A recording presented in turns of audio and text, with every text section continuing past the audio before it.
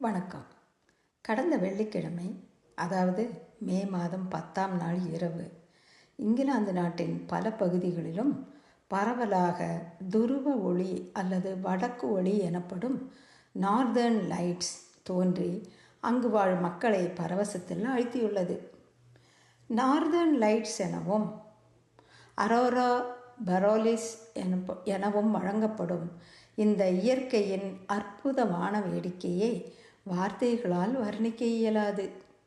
March April மாதங்களிலும் September October மாதங்களிலும் துருவ பகுதிகளில் தோன்றும் ஓர் அபூர்வ ஒளி நடனமே இது.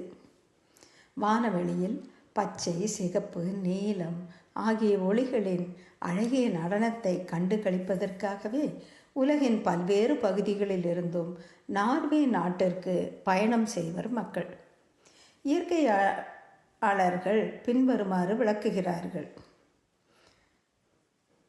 சூரியனிலிருந்து சூரிய துகள்கள் அதிக எண்ணிக்கையில் வெடித்து பிரபஞ்ச வெளியில் வீசப்பட்டு பூமியின் காந்த புலத்திற்குள் நுழைகிறது. அத்துகள்கள் பூமியின் இரு துருவப் பகுதிகளையும் நோக்கி கவரப்படுகின்றன.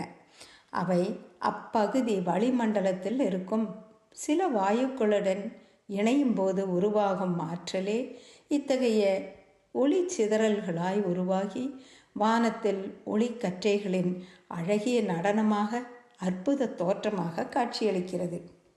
சூரியனிலிருந்து வெளியேறும் சூரிய துகள்களுக்கும் பூமியின் காந்த புலத்திற்கும் இடையேயான உரையாடலே துருவ ஒளி அல்லது நார்தர்ன் லைட்ஸ்.